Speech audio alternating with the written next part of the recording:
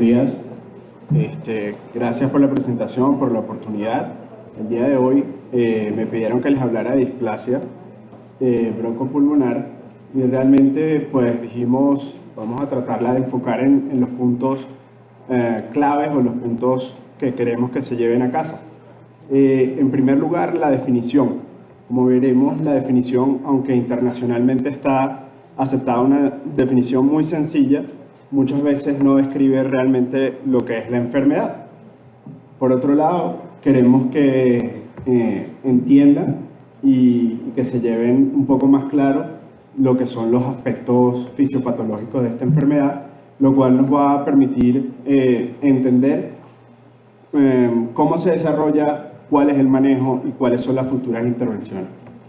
Asimismo, pues que conozcan y utilicen la clasificación clínica, que muchas veces la dejamos de lado, que conozcan y entiendan la clasificación radiológica, aunque no la van a usar tanto, y pues un poco lo que es el manejo, las complicaciones y las futuras intervenciones de esta enfermedad.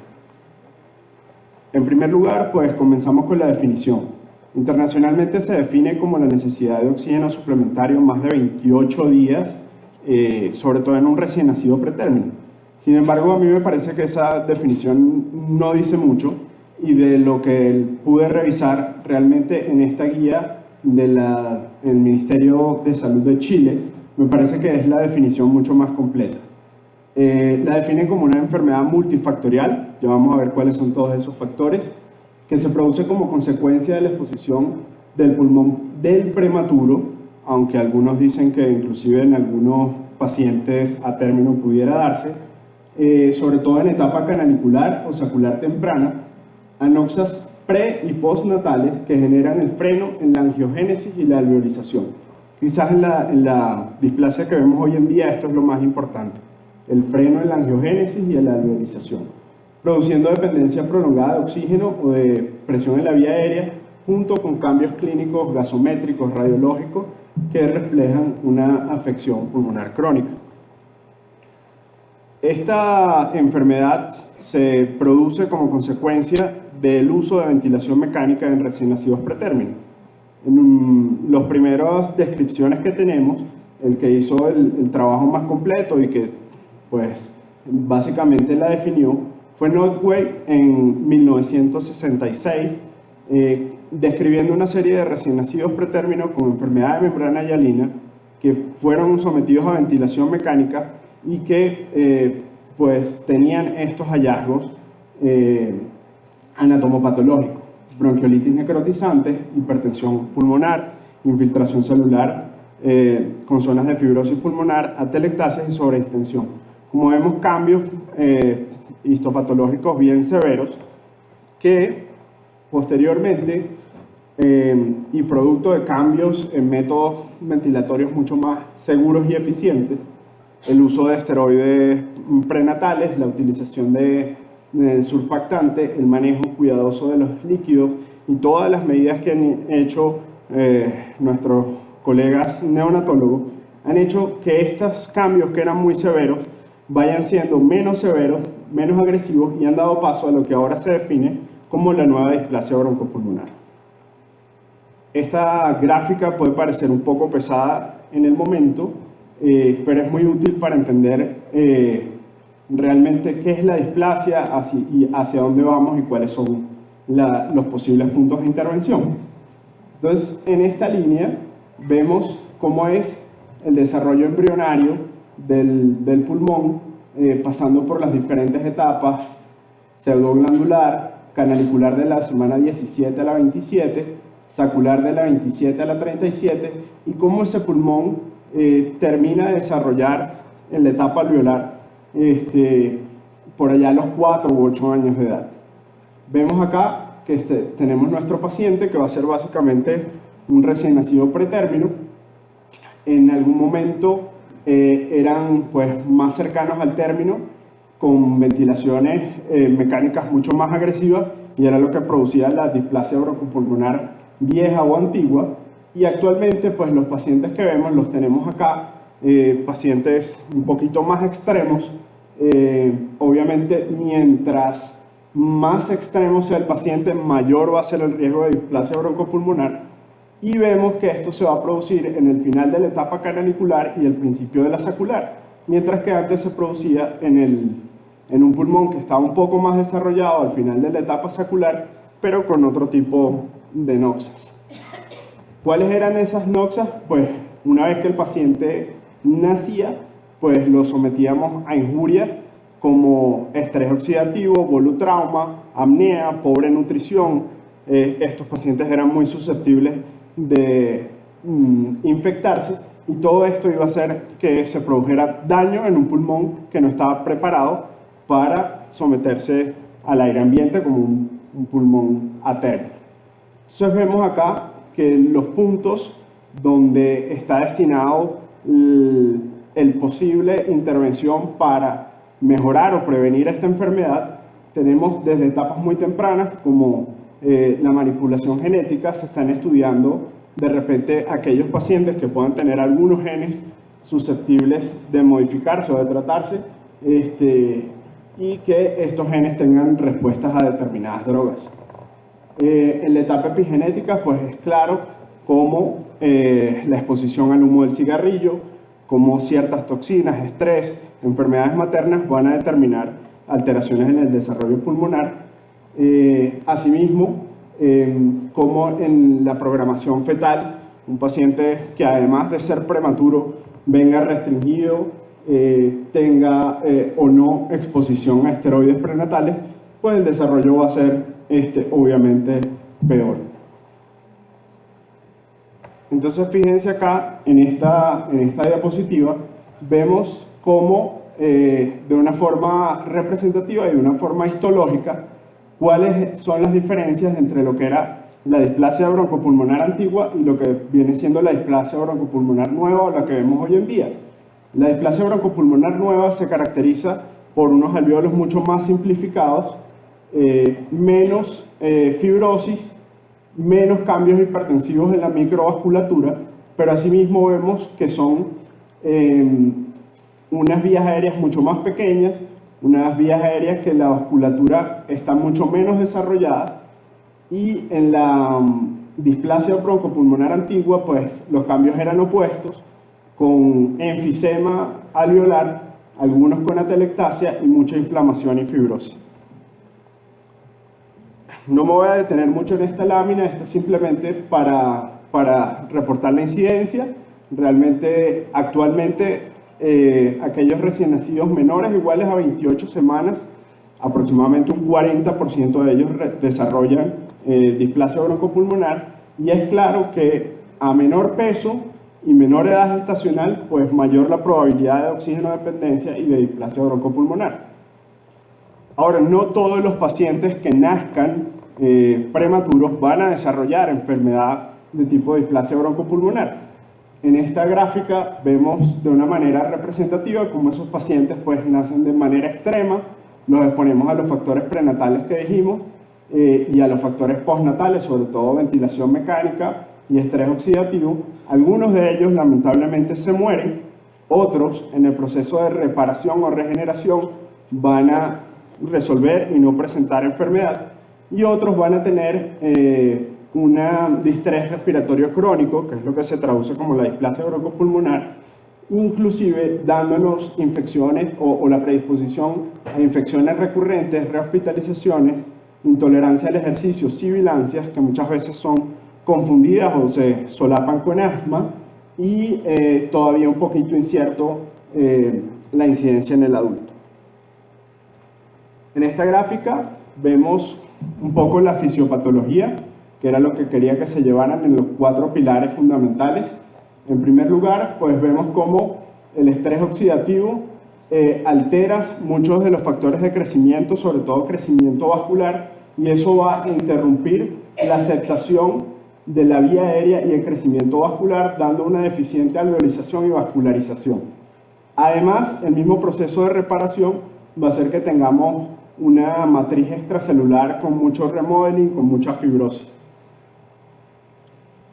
Fíjense en esta gráfica, esto es un pulmón de un ratón, pero ejemplifica bien cómo el desarrollo alveolar a aire ambiente y cómo es a oxígeno 100%, con unos alvéolos mucho más simplificados y un engrosamiento alveolar.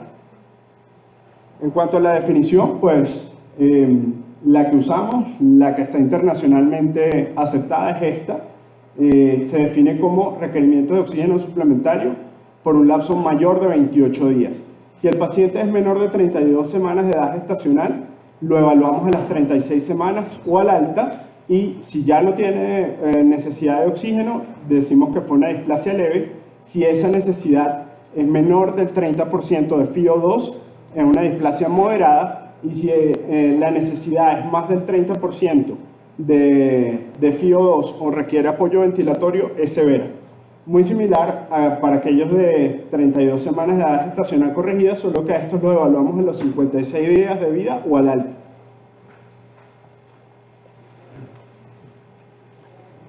Por otro lado, tenemos lo que va a ser la clasificación radiológica.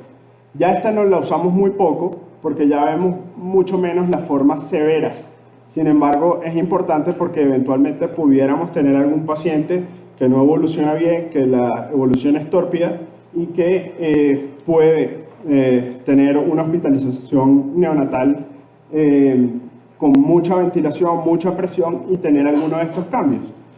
Actualmente lo que vemos básicamente es, en cuanto a la clasificación radiológica, el grado 1, que sería esto, unas opacidades tenues, no bien definidas, dan la impresión de un pulmón en bruma o vidrio esmerilado.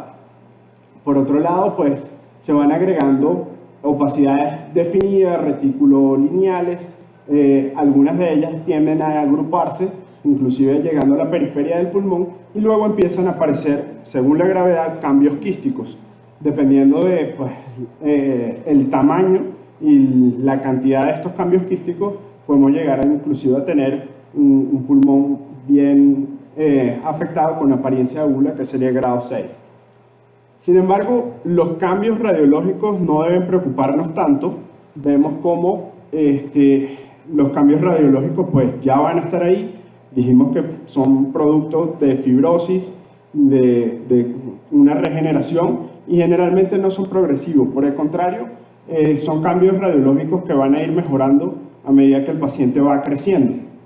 Recordemos también que el proceso de alveolización se sigue dando. Entonces, fíjense en este cuadro comparativo un paciente con una displasia broncopulmonar severa a los 4 meses, como tenía pues, en la clasificación radiológica un grado 5 o 6, y a los 3 años cómo mejoró radiológicamente. En la tomografía, si la pidiéramos, pudiéramos ver áreas de baja atenuación, ¿sí? Áreas como más negritas, un patrón en mosaico, ya pues alternando áreas hiperclaras con áreas más densas, el enfisema intersticial, inclusive a veces pueden haber quistes, y cuando vemos todo esto es lo que los americanos llaman crazy pavement o pavimento desigual, pavimento loco, que no es patognomónico de esta enfermedad, pero que pudiéramos ver. Ahora, igual que en la radiografía, fíjense cómo este mismo paciente a los 2 años mejora radiológicamente. Además, otros signos radiológicos que podemos observar son la hiperexpansión, el enfisema, con bulas o bleps. Pudiéramos ver cambios intersticiales fibróticos, por ejemplo, densidades triangulares, algunas bronquiectasias cilíndricas, pero lamentablemente hay poca correlación clínico-radiológica, por lo cual no puede usarse como factor pronóstico. Nuestros compañeros radiólogos han tratado de darle un vuelco a esto y tratar de estandarizar los cambios con una escala que se llama Pragma, en la cual le asignan un valor o un puntaje a varios de los cambios y le asignan un color. Por ejemplo, el rojo a opacidades o consolidaciones, el púrpura a engrosamiento bronquial, el azul a baja atenuación y el verde a lo que sería el porcentaje de pulmón sano. Sin embargo, a pesar de que esto se ha utilizado, sigue sin tener poca correlación clínico-radiológica. En cuanto a las características clínicas, pues vemos que la enfermedad es algo progresivo. En la primera semana es prácticamente muy difícil de diferenciar lo que sería un recién nacido muy bajo peso o un recién nacido pretérmino extremo, ahí se están produciendo los daños. Entre la segunda y la tercera semana, lo que nos pudiera ver o dar indicios de hacia dónde va esta displasia es la evolución que tenga ese paciente, si es una enfermedad pues, que el paciente amerita una reintubación, pero realmente el curso no es tan afractuoso, probablemente termine siendo una displasia broncopulmonar de leve a moderada, pero si es un paciente que fracasa la extubación, se abre el ductus, hay asistencia ventilatoria más prolongada, se infecta, etc., este probablemente sea el que evolucione a displasia grave o moderada. A los 28 días ya que definimos la enfermedad, vamos a ver que tenemos dificultad respiratoria, hipercapnia, una radiografía característica y cambios en lo que sería la FiO2 con hipoxemia. Muchos neonatólogos refieren este patrón como un patrón displásico caracterizado por tos y tirajes que progresivamente van a ir disminuyendo, algunos episodios de sibilancia. En cuanto a los cambios cardiovasculares, como dijimos que también habían cambios hipertensivos, nos toca estar pendiente de que estos pacientes no tengan hipertensión arterial pulmonar y mucho menos que desarrollen un cor pulmonar o algo más. Los otros cambios gastrointestinales o neurológicos vienen dados más por la prematuridad que por la misma displasia. Siempre, como todo en medicina, debemos individualizar a nuestro paciente y hacerle un seguimiento con estudios pues, según lo amerite. Si en la radiografía de tórax inicial vimos muchas alteraciones, puede seguirlo prudencialmente según la gravedad. El ecocardiograma debemos hacerlo a todos los pacientes por el riesgo de que desarrollen hipertensión pulmonar. Los electrolitos plasmáticos, solo aquellos que reciban diuréticos, aunque los diuréticos veremos que no están recomendados de base. Y la fibrobroncoscopia, sobre todo en aquellos pacientes que estuvieron entubados y tienen estridor, sea congénito o adquirido, debemos hacerle una fibrobroncoscopia. Esta es una enfermedad que necesita manejo multidisciplinario por cardiología, neurología, nutrición, etc. Entonces, lo primero que debemos hacer es tratar de prevenir la enfermedad. ¿Cómo lo hacemos? Tratando de prevenir el parto prematuro. Si no lo podemos hacer, tenemos que insistir, y los obstetras cada vez están más sensibilizados con esto, en el uso de esteroide prenatal para la maduración pulmonar, el uso de surfactante precoz, un aporte nutricional óptimo, siempre preferir apoyo ventilatorio que llaman gentil, si es posible con CPAP, y el uso de vitamina A intramuscular en menores de 1 kilo. En cuanto al oxígeno, pues varias consideraciones. Han habido varios estudios, como el estudio SOPOR o el BOOST-2. Este fue un ensayo controlado, aleatorio, multinacional, que se realizó en paralelo y definieron cuáles iban a ser las saturaciones ideales para dos grupos de pacientes. Para pacientes que ellos definieron como saturación inferior, con una saturación entre 85 y 89%, en comparación con una saturación mayor entre 91 y 95% en recién nacidos pretérminos de 28 semanas o menos. El primer grupo desarrolló una alta tasa de enterocolitis necrotizante y el segundo mayor probabilidad de retinopatía del prematuro. Entonces, actualmente lo que se recomienda es mantener una saturación entre 90 y 95, teniendo en cuenta la edad gestacional, teniendo en cuenta la presión barométrica al domicilio, por ejemplo Bogotá, que tenemos mucho menos, mayor presión, perdón, pero menos oxígeno, el grado de madurez de la retina y las comorbilidades, por ejemplo, presencia de hipertensión pulmonar o cardiopatías. En cuanto a la ventilación, dijimos que vamos a preferir la ventilación gentil en todos aquellos que se pueda utilizar CPAP, pues utilicemos CPAP, y en los que no, tratar de usar estrategias como la estrategia INSUR o intubación, surfactante y extubación temprana. En cuanto a la nutrición, pues estos pacientes son unos pacientes que vienen muy depletados, que además están con un estrés por infecciones, trabajo respiratorio, entonces debemos tratar de tener una curva ponderal estable y a la ganancia, Dios quiera, unos 20 gramos día, un aporte nutricional a 140 180 kilocalorías día. Una ingesta de volumen adecuada se sugiere más o menos 340 150 mililitros por kilo día. Volúmenes muy elevados pueden congestionar la parte cardiovascular y no se sugieren, sobre todo mayores de 200. El aporte proteico cercano a los 4 gramos por kilo y algunas suplementaciones que veremos más adelante. En cuanto al tratamiento, pues este cuadro resume lo que está aprobado y lo que no.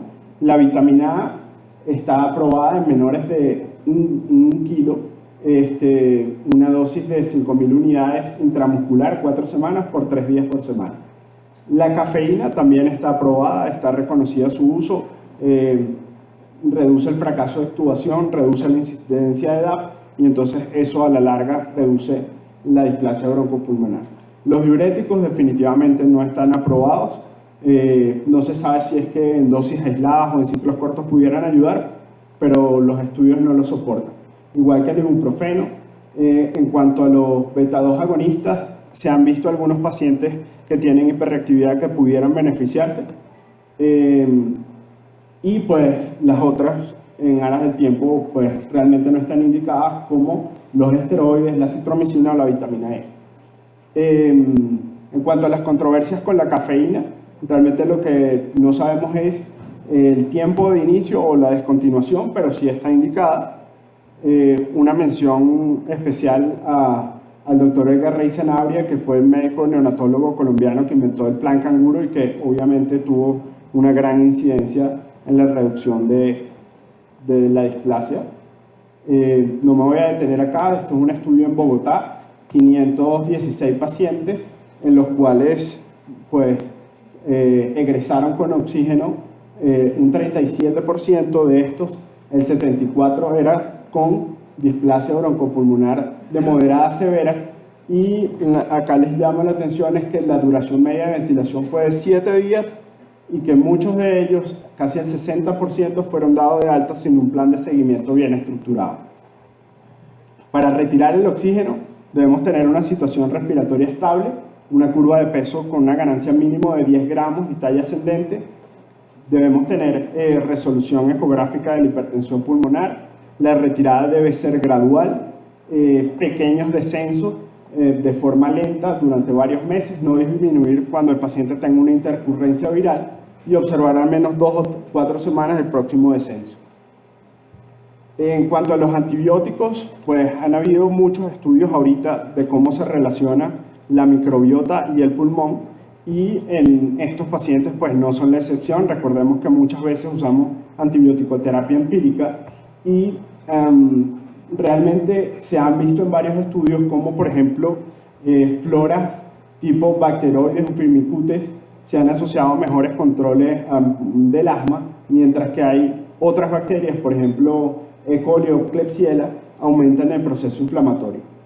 No vamos a discutir los beneficios que tiene la antibiótico-terapia en un paciente que lo necesita, y menos un neonato, pero fíjense que en aquella antibiótico-terapia empírica que podamos reducir o quitar los antibióticos de forma temprana, vamos a reducir notablemente el riesgo de displasia broncopulmonar hasta un casi el 13%. En cuanto a las complicaciones, pues obviamente mortalidad neonatal, prolongación de la ventilación mecánica, hipertensión pulmonar, hospitalizaciones prolongadas y dificultad para subir de peso, y de forma más tardía, mortalidad tardía, función cardiopulmonar anormal, hiperreactividad de la vía aérea y retraso de crecimiento intrauterino. Estos pacientes a largo plazo se ha visto que un 25% de ellos desarrollan asma o lo que pareciera ser asma, más del doble, un 56%, tienen espirometrías anormales, por lo cual no solo quedamos con el paciente allí en la etapa neonatal o la lactancia, sino que tenemos que seguirlo con un antecedente de gran importancia, la displasia broncopulmonar. En cuanto a las futuras intervenciones, pues resumimos un poco. Se está tratando de investigar nuevas formas de administrar la vitamina A. Se han estudiado algunos genes. Se han tratado de desarrollar estrategias ventilatorias un poco menos agresivas, y en cuanto a la lesión endotelial, pues determinar algunos marcadores, factores angiogénicos donde podamos intervenir. Gracias, les recomiendo el libro de la asociación.